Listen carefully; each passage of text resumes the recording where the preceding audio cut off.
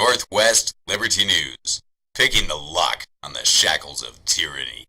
Machines are going to fail, and the system's going to fail. The past is past, the future's now. Don't look at me. I think these people are completely nuts. Sometimes trouble just follows a man. There is another organism on this planet that follows the same pattern. Do you know what it is? A virus. Can't you stop your lips from flapping for 2 little minutes? It's because I'm white. I'm a man. I'm sensitive. I need to feel loved. I need to be desired. I'm rapidly becoming a big underground success in this town. It's a question of methods. Everybody wants results, but nobody wants to do what they have to do to get them done. And now, coming to you live from Kalispell, Montana, brought to you by Northwest Liberty News, it's Montana Gazette Radio with your host, James White. Okay, so I'm your host, James White. This is Montana Gazette Radio. Thanks so much for joining me here today on the show. Big show today, 11th day of February, 2021, and we are delighted to have two wonderful young ladies with us today on the show that have done some great things, and it just goes to prove the point that if you just stand up and have your voice be heard, you can make a difference. My first guest here is Kaitlyn Ruch, who is joining me on the line today. Let me bring her here on and take her off mute. We so much appreciate her joining us today. Now, if you haven't followed the story here, I'm going to bring it up on Montana Daily Gazette. Kaitlyn, thanks so much for joining us here today on the show. We really appreciate you being here. Thank you for having me. Oh, we're delighted. We're delighted to have you here today. Okay, so what we're going to do really quick is to set things off. We're going to pop over here to the article that we published in Montana Daily Gazette. You went before the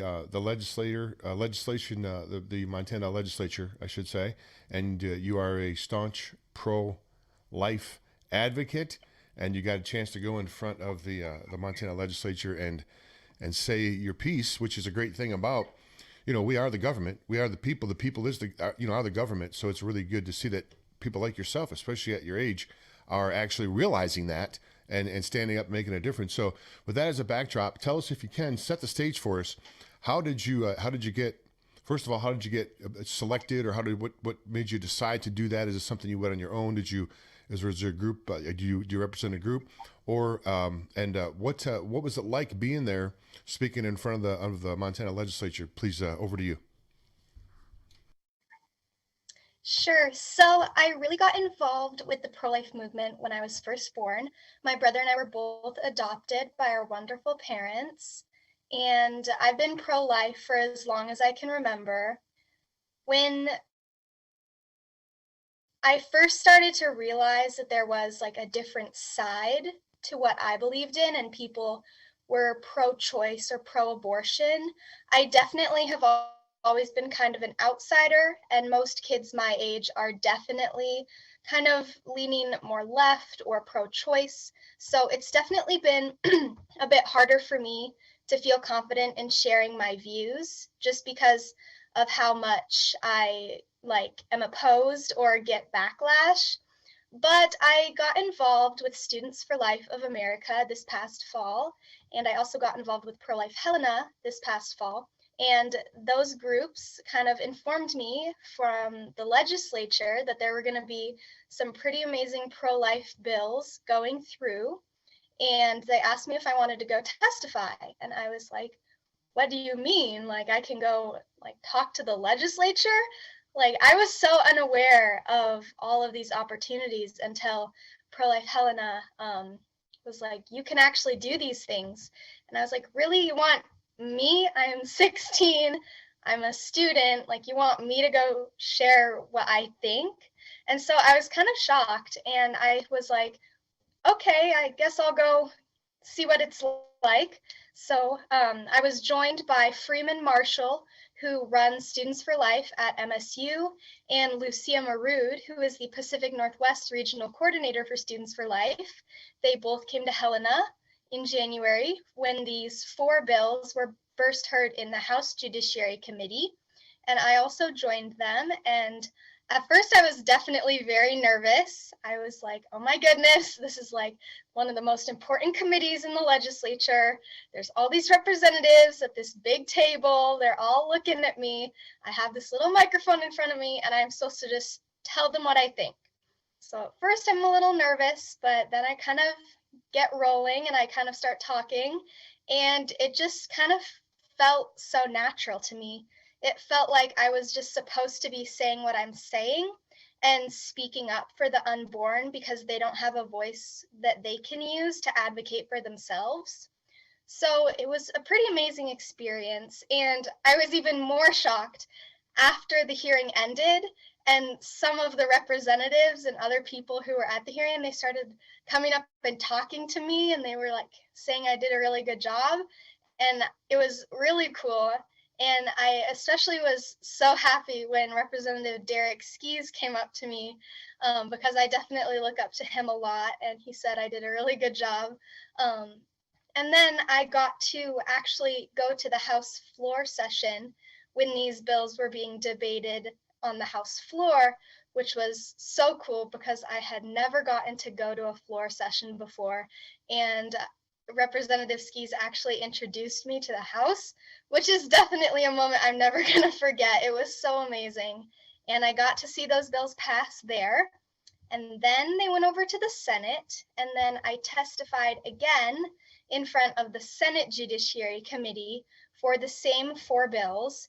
And this time I definitely felt more confident. I was like, oh, I've done this before, like it's no big deal.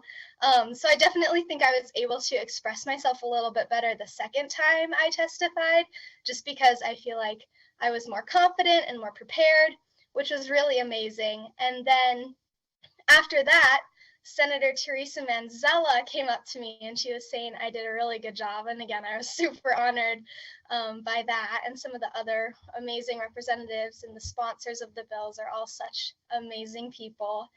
And then, I mean, I guess I just went home and I just started to see people like texting me or like posting on social media, and they were like congratulating me or saying I did a good job. And I was just like, oh my goodness, like I didn't realize how big of an impact my voice could actually have as just a 16-year-old.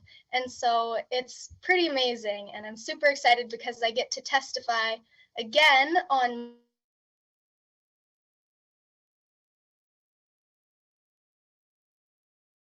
Uh-oh, we may have lost her. Kaitlyn, are you still there? We may have dropped her connection. That's kind of how I got involved with the legislature, I guess. Okay, we dropped you there just for 1 second, but you can't. We dropped you for about 10 seconds, but you came back. A couple of things I want to comment on that. First of all, be very leery of that Derek Skees. When I first interviewed him, he tried to take my microphone. He was the very first person I interviewed here in Montana. And if you look back, it's one of the very first interviews I ever did, like years ago. And he kept trying to grab the microphone. He and I are good friends. Derek's a great guy. You're very, very fortunate to hook up with Derek Skees and Teresa Manzella and those fine legislators. That's a really good pack to run with. They've been on this show numerous times. No, Derek's a great guy. We always laugh about that he tried to actually take my microphone from me the very first interview. So anyway, now the next big question is, of course, you're 16 now. Let's see, we're about 18 months away maybe from the 2022 races. I don't know what district you're from or who's your representative right now, but are you thinking, is this potentially going to be a springboard for you perhaps to maybe consider a career in politics? Maybe not a career, but at least some period of time in public service. Is that something? Do you think has that sparked that inside you? That your current interaction with the legislature? Definitely. I really think that politics and like advocacy and activism in general are super important to me. I think that's how we really make change, is to get involved and let our voices be heard, and even be able to represent people and let their voices be heard. In 2022, I'm actually going to be about a week too young to run So I will hopefully be able to run in 2024 if I decide to, which will give me a little more time to get some more experience. And I'll be graduating in June of 2022. So I'm very excited to see what I'll do after high school. I'm kind of unsure right now. There's just so many amazing opportunities in like every possible way I could go. So I just have to really sit down and think about what I want to do, because I definitely just want to keep advocating for what I believe in, especially for the pro-life movement, because I truly believe that my generation is the pro-life generation and we will be the generation to abolish abortion. And that is definitely one of my biggest goals in life, is to just keep leading the charge, because it's not going to happen otherwise. So I definitely think that I would love to be a legislator one day, or be in politics and be able to represent my beautiful state. 1 week away. That is. But you know, everything happens for a reason, right? It's all meant to be. Yeah. So that gives you a little extra time to get yourself, prepared for the Shark Tank there in Helena. Yes, definitely. Okay, last question for you. We're seeing states across the country. That has to warm your heart. We're seeing states across the country. A couple of states, maybe it's Missouri, I believe, and maybe even one more state now that is pretty much abortion free. They've legislated all of the abortion clinics, I believe, out of the state in some areas. Is that a long-term goal for you, Kaitlyn, and for your organization, is to have Montana join the ranks of one of those abortion-free states? Definitely. Students for Life is leading the charge with young people and with states across the country, in the hopes to not only make abortion illegal, but to also make it unthinkable. Because we can change laws and policy all we want, but the real change starts with people's hearts and people's minds. So that's what we really hope to accomplish, is to just be able to change hearts and minds, and to also change policies and laws and overturn Roe v. Wade, in order to make every state in the United States abortion free. But I would absolutely love to see Montana become an abortion free state, because Montana is a state filled with love, and I believe that it has the capacity, and people here are strong and they don't need abortion to succeed. And I believe that all women can be successful, having kids or not having kids, and they don't have to rely on abortion in their life. So I would definitely love to see Montana join the ranks of those states that are really leading the charge and really making abortion illegal and unthinkable. Kaitlyn Ruch, wise beyond your years there at 16 years old.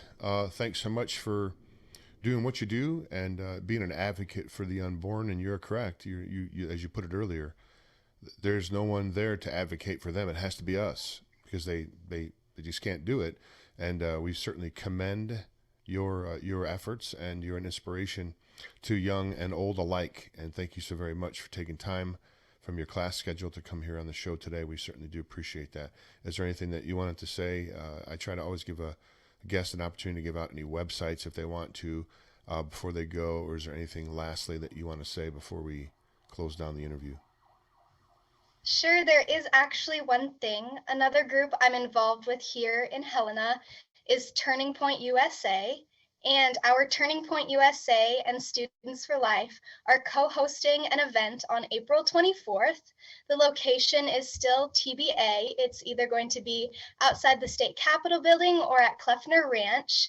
And we are going to have amazing guest speakers such as Alex Clark, Isabel Brown, Will Witt, Representative Skis will be speaking for us, and hopefully more. So I really encourage you all to put that on your calendar and be on the lookout, because it is going to be a super amazing event. And then there will also be a dinner and meet and greet afterwards. So I just encourage everyone to keep their eyes open for that. And also this upcoming Monday, President's Day, the 15th, Pro-Life Helena and the Knights of Columbus are launching their 40 Days for Life kickoff event at the Cathedral of St. Helena at 6:30. It's going to be a super amazing event. We're going to hear from Bishop Austin Vetter, Representative Skis, Attorney General Austin Knudsen, the Regional Coordinator for Students for Life, Lucia Marood, and myself. We will all be speaking at that event, and it's going to be an amazing event. 40 Days for Life is a prayer campaign to end abortion, and during those 40 days, we really encourage everyone to get out on the sidewalks of abortion facilities and just pray to end abortion. So those are two events in Helena that I really encourage everyone to attend and keep their eyes open for. Well, please do me a favor if you can. Keep me updated now that we're connected, I think, on Facebook or through email at least. Please keep me connected on with what is going on, and you will have either yourself or other administrators in these organizations. They can come on the broadcast here. We can set it up, and they can come on and talk about the events and, rally people around, life. Because I mean, why are people against life? I just don't understand why people are. But the ones that made it, of course, to a life, they want to end the ones that don't. But that's a whole other topic that we could go down, and we perhaps will in another time. Kaitlyn, thanks so much for joining us here today on the show. And I got a feeling that we're going to have you back on the air again at some point. And please keep up your great work. Thanks again. Thank you. You're quite welcome. Okay, folks, there goes 16-year-old Kaitlyn Ruch. What can you say? That is great stuff. We certainly always encourage. I hope I didn't just close Zoom. I think I did have another guest coming on. We encourage people to always to stand up, and that is a great example of someone standing up there. Let me log back into Zoom here. I have another. There we go. I don't really want to end that meeting, so let me restart that again. So we have Kendra Espinoza coming on the broadcast with us here in just a moment. She'll be coming on here just in about 6 or 7 minutes. She's going to be coming on, and we're going to be talking about her case, Espinoza versus the Montana State Board of Education, I believe is what it was, or I can't have it brought up here. It is Montana against the Department of Revenue, and this is a landmark decision. She attends. Her daughters, I believe, attended Stillwater School, and we interviewed the head of the Stillwater School yesterday here on the show. And it's a follow-up. I wanted to have Kendra on the show here to talk about that decision and what that means. It's a big win for people who want to send their children to Christian school. And we're delighted to highlight that. And this is a freedom broadcast, a freedom and liberty broadcast, folks. I mean, I'm not ashamed about it. And don't try to hide from it. We're for America. We're for freedom. We're for liberty. We're for ending tyranny. Right? We're for less government. A government so small that you can barely even see it. I mean, look how government has essentially destroyed, basically. I mean, look at the shape that we're in right now, right? The same people that caused it are going to be the same ones that are going to fix it. Yeah, I don't know. Doesn't seem like a very good formula to me. So, as I've stated here before in the show, and we know this to be true, we are the government, us. It is us, and it's on us. It's on us to right the ship, because the people that are so-called leaders, we can see that they are impotent, ineffectual, residual. I mean, you choose. These people are, they've sold us on the illusion that they are somehow there to fight for us. They're not. They're not. They're there to fight for themselves and their special interest and their big money donors and, their handlers, their blackmailers. Yeah, that's who they fight for. They don't fight for you and me, the common folk. And those that say they do, they're lying. But what a great interview there with my previous guest, 16 years old. She is committed, sounds to me, committed to activism and committed to life. which is great stuff. We're going to take a quick commercial break here, and we get back on the other side. We are going to welcome Kendra Espinoza on the show, and we're going to talk about her case that went all the way to the Supreme Court, just ruled on recently, and it's a big win here for parents. And there's more legislation going through Montana. I think she's either testifying on it today or she did yesterday, perhaps, and her daughter maybe.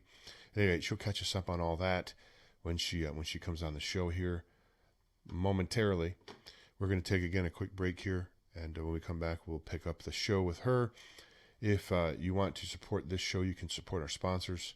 They're scrolling across the bottom of the screen, or the ones that are about to be highlighted here just in a moment.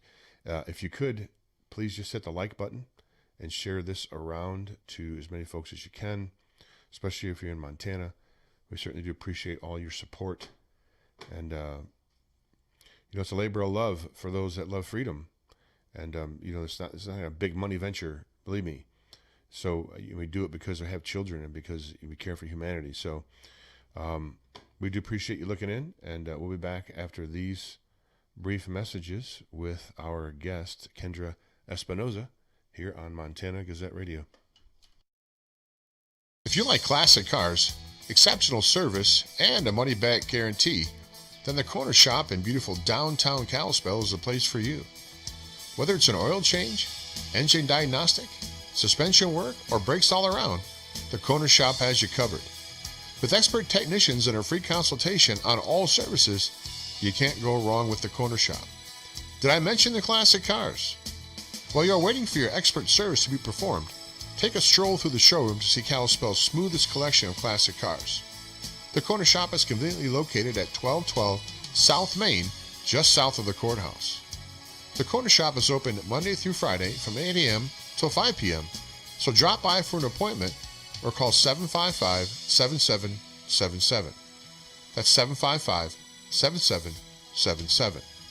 The Corner Shop, Kalispell's full-service auto repair facility. Hi, this video is brought to you by PatriotPrepared.com, where right now you can save $250 on each large package purchase, plus get free shipping to the continental United States. In these troubled times, it's not a bad idea to have some extra food storage available, and you can save big at Patriot Prepared right now. Go to PatriotPrepared.com, that's PatriotPrepared.com, and use the code TRUMP250 at checkout to receive your savings today. Okay, again, folks, welcome back to the show. If you do want to support this broadcast, the best way to do that is by supporting our sponsors. You can go to MontanaGazetteRadio.com, that's MontanaGazetteRadio.com, or you can go to MontanaDailyGazette.com, would be fine, or the flagship Northwest Liberty News. And we do appreciate your support. If you can, again, like the video, that would be great. We would appreciate that. And I see that our guest is here with us. I'm going to get her set up here. Let me remove that here first. And Kendra, can you hear me okay? I can hear you. Okay, great. Let me pop you over here on this screen here. And there we go. Kendra Espinoza, thanks so much for joining me here. I have you gave me an intro here, and I have to, let me pull it up here and I'll read it, because I got so tied up here that I didn't have a chance. So let me read it right now, and we'll continue the show. I just got to bring it up. Of course, it's way up high. First of all, good to see you in person. I know we chatted on Skype or on Facebook, and it's good to see you in person. And wow, that's kind of a great collection of photos you got behind you there. That's kind of quite a collage. That's the first time I've had someone have that kind of background. That's kind of neat. Okay, so here we go. Kendra Espinoza was the lead plaintiff in the landmark U.S. Supreme Court case, Espinoza versus Montana Department of Revenue.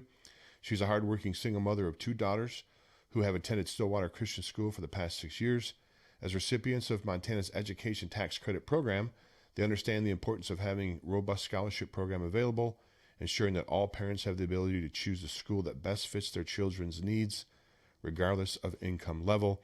And Kendra, we want to have you on the show today. We interviewed the principal, or the leader, the school leader yesterday, Jeremy Marsh, had him on the show talking about some more legislation that they're trying to have passed now at the Montana legislature. I want to say it's like SB 279 or HB 279. HB 279. That was HB 279. And I think when I chatted with you yesterday, you were either going to Helena to speak, or you were going to do it today, or you did it yesterday. Your daughter, guys went together and did it. You have to just, so much goes on and I can't keep track. So first of all, thanks for being here on the show today. We appreciate your work and standing up and your courage to go up against the Montana Department of Revenue all the way to the Supreme Court with the landmark decision. Thank you so much for your courage, first of all. And if you can, give us a little bit of background on the case and bring us up to, then we'll just come up to today and the legislation that's currently in front of the Montana legislature. Kendra Espinoza, over to you. Well, thank you for having me, Jim. So our case started, the case started for me back in 2015 when I was approached by the Institute for Justice to partner with them in fighting the ruling, the administrative rule that the Department of Revenue put in for that scholarship program, saying that we as parents couldn't send our children to private Christian school or private religious schools if we were accessing scholarships. And so we started that back in 2015. And we initially won at the district level, and then the Montana Department of Revenue appealed that and took that to the Montana Supreme Court, where we did not win that case. So the Montana Department of Revenue won that one. And then we appealed again to the US Supreme Court. And so we were out to DC last year, January of last year, and had our arguments out there. And the ruling came down in June that the program could be reinstated, and their argument or their administrative rule from the Department of Revenue was not constitutional. So we were able to win that one. So a big victory for all of us, which of course puts us to where we're at today. Yesterday was the legislative hearing for the House Bill 279 to expand the scholarship program. And so my daughter and I both were on that call, and it was a virtual call, and basically just testifying in support of that bill to make sure that our voices are heard and people know how important scholarships are to families such as ourselves that would like to put our kids in private school. These days, sadly, when you speak out, right, and you leave the herd, and you try to stand up, you get canceled. It's a cancel culture, and you get ostracized, and people write bad things about you, and just sometimes accuse you of terrible things that you've never even done. Trust me, I've had it happen. Did you? How was that process? You're standing up to the Montana Department of Revenue. No small organization, that's for sure, especially in the state of Montana. Did you have any flack or any pushback? And did you get any negative press or negative emails? I mean, some people sadly, receive death threats and harms against their family. And did all that, any of that go on during that whole process?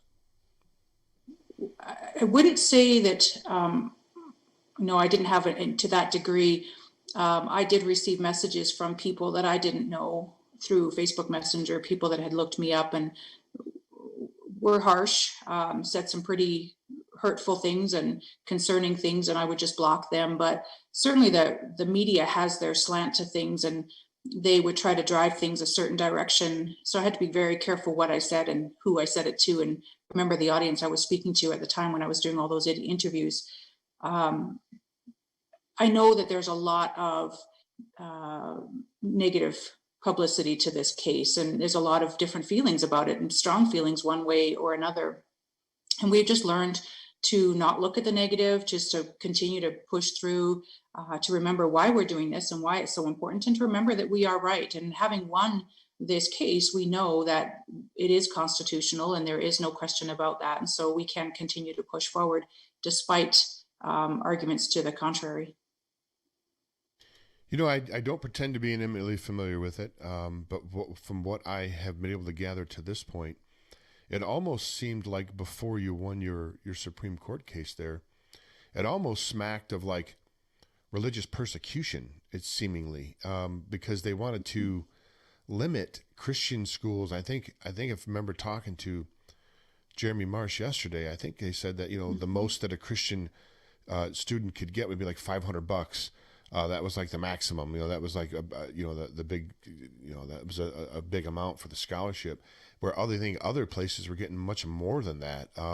Did you kind of see it, Kendra? Is this sort of religious persecution? I mean, you were not just fighting for yourself, but it's almost like, you were fighting, for the cross or the good fight. You know what I mean when I say that? Did you feel that way? Absolutely.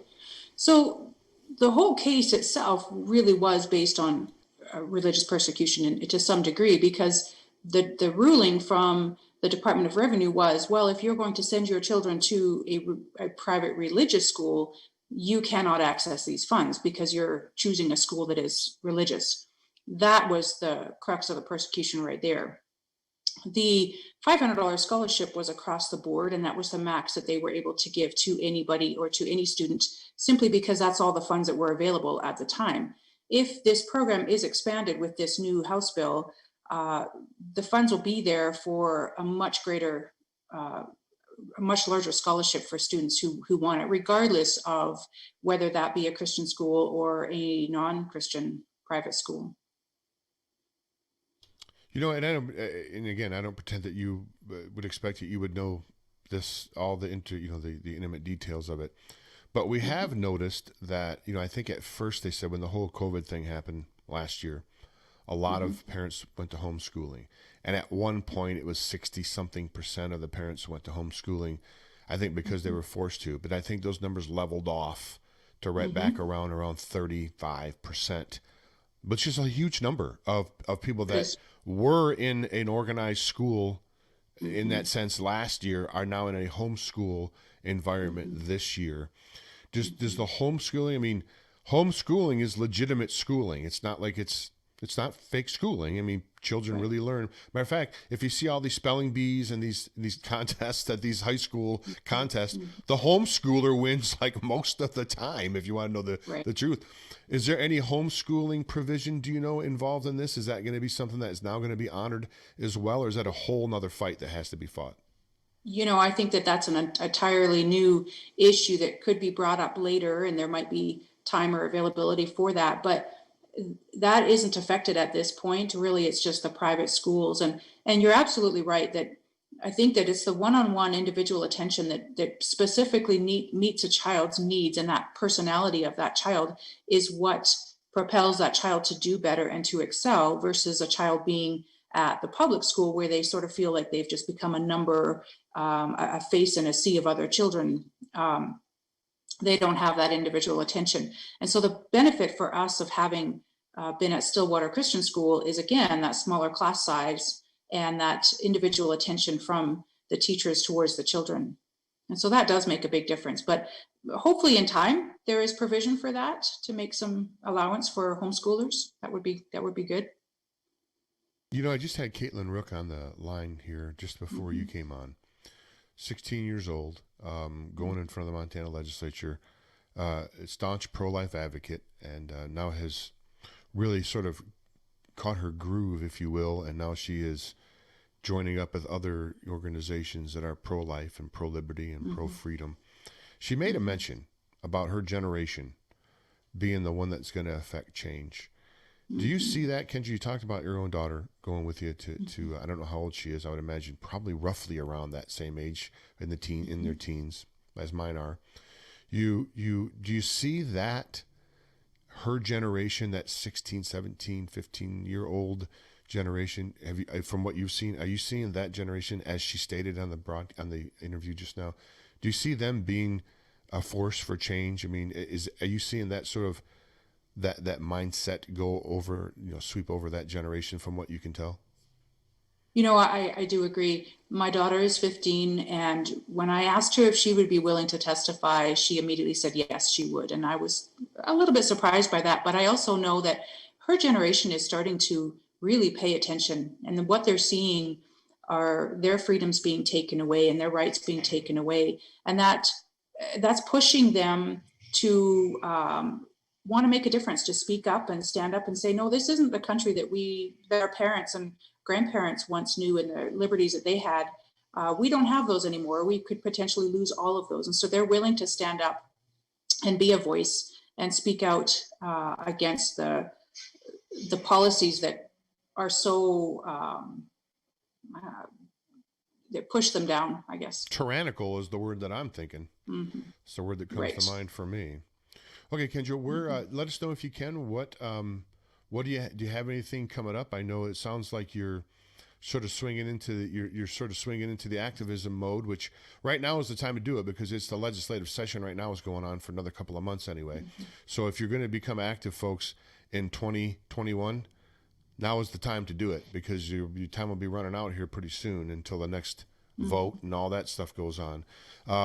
What's coming up for you, Kendra? Are you going to continue to visit the capital city here of Montana, in Montana, and do some more speaking type of engagements and have your voice heard? Are you going to continue to start forming organizations? I mean, there's a movement right now of liberty and freedom and people coming together, realizing that we're being held down. And I don't think there's any other greater time in history than right now to become involved. What's going on in your near future there, Kendra? Well, I'm always available and willing to work towards goals such as that to push for our freedoms and keep our rights, maintain our rights. Those things are very personal to me and very important to me. I do have a couple of upcoming engagements or speaking engagements here in the near future, but not necessarily just in Montana, because there are so many other states that are also looking to expand their school choice program. So I have been asked to speak on a couple of those calls as well too. Certainly open to helping with the fundraising for this campaign if the bill passes and it expands the school choice program. I'd like to be a part of helping with maybe some of the fundraising for that to make sure that the funds are brought in so that more students can access these scholarships. Kendra, thanks so much for joining us today. Before we let you go, do you have any websites you'd like to give out? Anything else that you'd like to say in closing that perhaps a question I didn't get a chance to ask or a topic that I didn't cover for you? I'll give you the opportunity to do those things before we close out the interview. Well, I don't have anything specific other than ACE scholarships would be a really great a site for people to access. Stillwater Christian School, Jeremy Marsh, I know he spoke yesterday, was great, and we're very fortunate to have his leadership there at the school. The Stillwater Christian School website would also be another good place for people who are local to look into if they're looking at having their children at the private school there. They do work very hard and very carefully to make sure that if a parent desires to have their child at the school, that they will work to make sure that that is possible.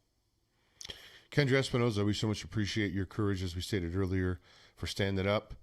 Thank you. Sometimes it looks like it's against all odds, folks. It's you against the big the force of the government in this state, instance, the Montana State Department of Revenue, which again is no small organization. But we certainly do. We applaud your courage, you and our previous guest, and we thank so much for doing what you're doing. And we are linked up now, I think, through Facebook and maybe even on email.